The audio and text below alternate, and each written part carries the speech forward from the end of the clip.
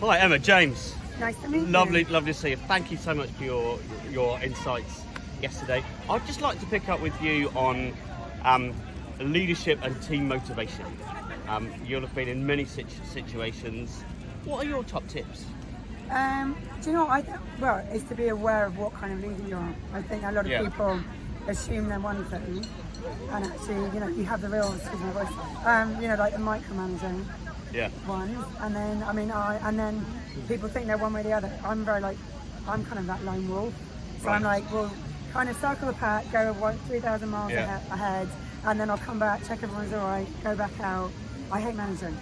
Okay. I'm not. Okay, I think that's really good, because I'm sure there are other leaders that I don't think a hate leader is a managing manager. I think a leader you have the ideas, you kind of go, you're kind of always looking at the next one and what else can I do?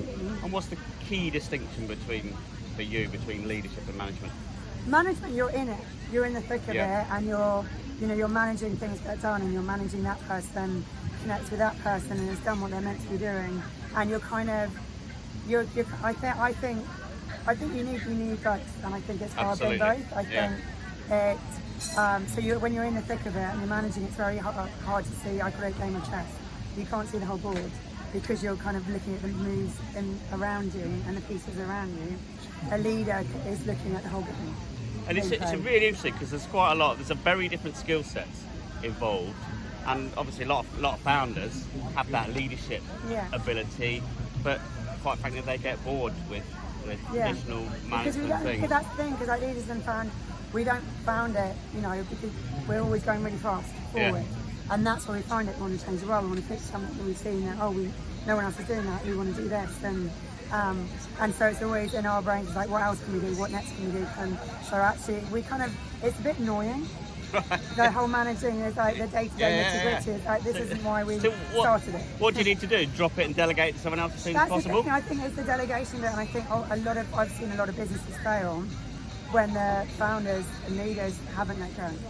Have been the control freak, trying to do everything, and not accepting that they're not very good at everything. It's like, I'm fully aware that I'm a shit manager. And but I will organise stuff and set the scene and organise big, but actually they're kind of, I need people to I'm not good at detail. So people to do that detail, and I'm aware of that, and I've taken great people on who are way better than me, and I think that's when businesses grow, when you do, it's quite cliche that everyone always says that, but it's true, and often people take people on that are the same as them. I was talking to a whole room of ladies the other day. It was a delight for me. And I was actually asking them some of the things that they challenged and wanted to focus on.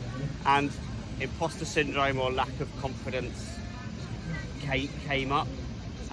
There's no reason why it should be stronger in women, but I think the stats say it is. What's your perspective? It's massive, and I don't call it really a pay gap or a gender gap. I call it a confidence gap. Because it's it's the same thing, but we're told to be small. We're taught to be small from a small age, and keep your opinions to yourself, and you're bossy, you're opinionated, you're bossy, you're too much, you're too loud. And, they don't say you're a good leader, they say you're the bossy girl. That's you're being assertive, you're being a leader. So actually, we're kind of set up to fail from early, from when we're little. That there's something wrong with us if we're, I'm being too aggressive, I'm being too. And actually boys aren't told that, so it's kind of in our bones. So hence when we do get out there, to finding business or having any jobs in the workplace, that kind of having that, being able to go, here I am, and the confidence. I think I said in a talk yesterday, I'm in a WhatsApp group with 160 female founders, and whenever anyone's added, I say introduce yourself with the confidence of a middle-aged white man. And it's kind of, and that's it. And I have big founders coming in, and they're like, I sound like an arse, and I really love myself. And it's like, and that's the thing. It's like, guys can have no problem. There's almost two sides to that, isn't there? Because I know exactly what you're trying to do with the middle-aged white man, but you shouldn't have to say that, should you? No, it's kind of a bit of a joke, but it makes people go really punchy on the intros and then go, I'm really bigging myself up and I feel like tough. Do you have to draw any of them out? No, there's some that, there's some that are still a bit modest because they genuinely, really inside think, people are just going to think I'm, full of myself. And it's like, no, you've achieved all this, you're just saying what you've achieved. Yeah. Final question, because I'm a really big fan of hindsight, but we can't get it for ourselves, can we? No. So what mistake have you made that people can learn from? Do you know what? It's kind of, I've got the, brain that's sort of, won't see failure, we'll just pivot. We'll be like, Right. we'll just change Yeah. direction. And it's only kind of looking back, going, well, that concept didn't work, or that. Yeah. So, maybe you can call that failure. Sort of if you don't see it as failure, you just see it as a pivot. Yeah, somebody called it flirting the other day. I think it came from school. It's not It's learning. It's learning. And that's the thing. I don't think, if I look back, I wouldn't have done. I think the only thing I would have probably, I'm one of those ones that gave up quite a large chunk of equity quite early doors. Right.